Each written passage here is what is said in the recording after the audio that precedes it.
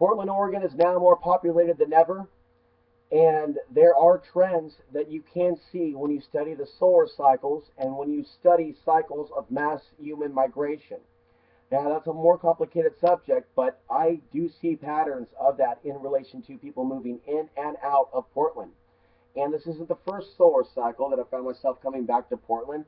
And we can even go to my other departure from Portland in the year 2000, right as we were going through that solar maximum in solar cycle number 23, I believe. Now with solar cycle 24, we've got one more year to go.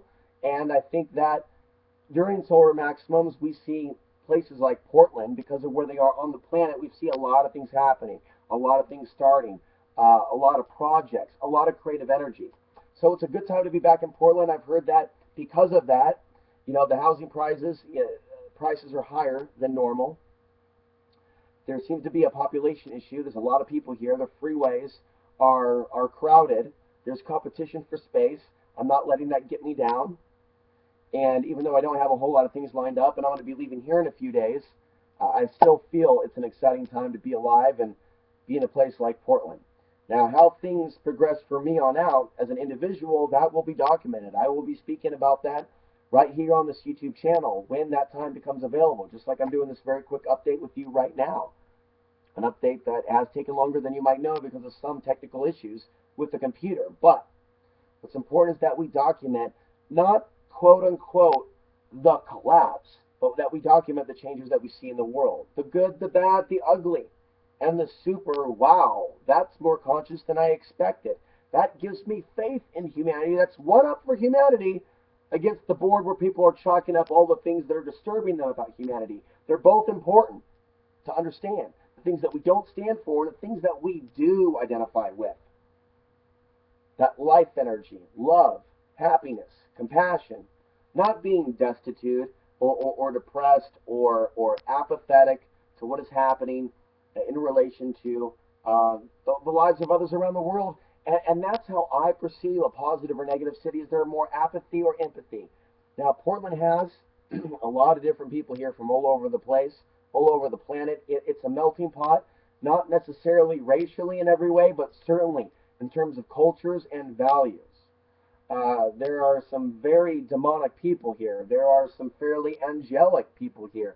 It seems to attract some very bright people and some very, hello, McFly, is there anybody home? McFly, do you not realize why you're in these circumstances? You just can't drink.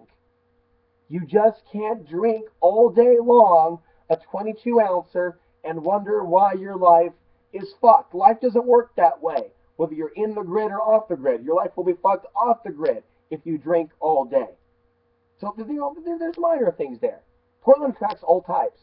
So this is a great place to be active, to be creative, to be networking. It's also a place to find oblivion in the substance and sexual sense. This is the land of oblivion. This is the ultimate sin city. Portland, Oregon is the ultimate sin city. There haven't been a lot of movies about it, but for those in on the know, some people have been told about this. Some people see things like Portlandia. I haven't watched Portlandia and I'm not interested. From what I've heard, Portlandia hasn't really covered the real Portland.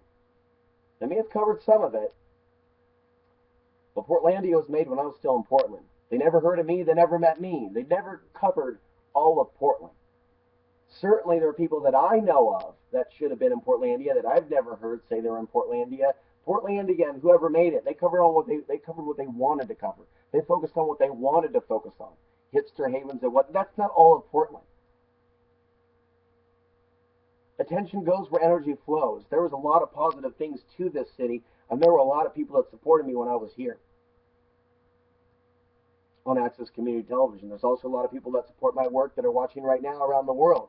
But there's a lot of people that at least morally supported what I did when I was in Portland. And see, that can't be forgotten. That has been remembered and is being remembered now as I plan my future in Portland, Oregon. So it's going to be an interesting time ahead. I definitely have not discounted the possibility of traveling around the country again. There's a time and a place for everything. I'm curious what 2015 will bring. But once you pop your first travel cherry, excuse the French, and you start doing things that nobody would ever do without a certain amount of money or security, once you do that for the first time, it opens it up for other adventures once you get your feet wet. So that's a brief video from me to you. I will be back later, and we will talk then. Take care. Thanks for watching.